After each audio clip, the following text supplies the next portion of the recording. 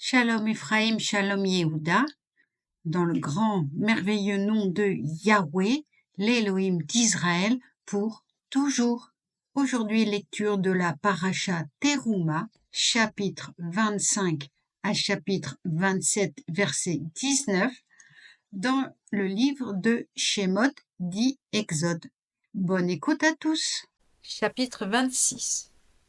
Puis tu feras le Mishkan, savoir 10 tapis, qui seront faits de lin retors, de fil d'azur, de pourpre et d'écarlate, et artistement amassés de chérubins. La longueur de chaque tapis sera de 28 coudées, la largeur de 4 coudées par tapis, dimension uniforme pour tous les tapis. 5 des tapis seront attachés l'un à l'autre et les 5 autres seront joints de la même manière. Tu adapteras des nœuds d'étoffe azurée au bord du tapis qui termine un assemblage, et de même au bord du dernier tapis de l'autre assemblage. Tu mettras 50 nœuds à un tapis et 50 autres au bord du tapis terminant le second assemblage. Ces nœuds se correspondront l'un à l'autre. Tu feras 50 agrafes d'or, tu joindras les tapis l'un à l'autre au moyen de ces agrafes, de sorte que l'enceinte sera continue. Puis tu feras des tapis en poil de chèvre, servant de pavillon au Mishkan, tu les feras au nombre de 11. La longueur de chaque tapis sera de 30 coudées, la largeur de 4 coudées par tapis, même dimension pour les 11 tapis. Tu joindras 5 de ces tapis à part et à part les 6 autres, le 6e tapis devant être rabattu sur le devant de la tente. Tu disposeras 50 nœuds au bord du tapis extrême d'un assemblage et 50 nœuds au bord du tapis terminant le second assemblage. Tu confectionneras 50 agrafes de cuivre, tu les feras entrer dans les nœuds et réuniras ainsi le pavillon en un seul corps. Les tapis du pavillon dépassant les autres d'une certaine longueur, le demi-tapis qui sera en plus descendra sur la face postérieure du tabernacle. Et la coudée d'un côté et la coudée de l'autre, qui se trouveront en excès dans la longueur des tapis du pavillon, retomberont sur les côtés du Mishkan de part et d'autre pour le couvrir. Tu ajouteras pour couvrir le Mishkan des peaux de bélier teintes en rouge et par-dessus une couverture de peau de tarache. Tu feras ensuite des solives destinées au Mishkan. Ce seront des haies de chittim perpendiculaires.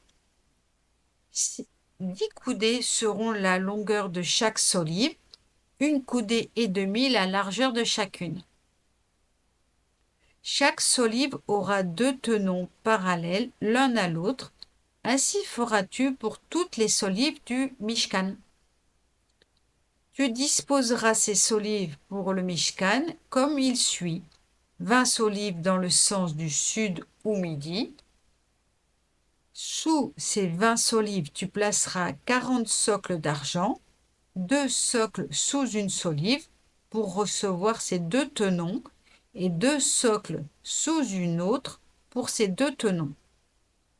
De même pour le second côté du tabernacle, du Mishkan, à la face nord, 20 solives. Avec leurs 40 socles d'argent, 2 socles sous une solive et 2 socles sous la solive suivante. Pour le côté postérieur du Mishkan, à l'occident, tu prépareras 6 solives. Puis tu en prépareras 2 pour les angles postérieurs du Mishkan. Elles seront accouplées par en bas et également accouplées au sommet par un seul anneau. Même disposition pour ces 2 solives placées aux 2 angles.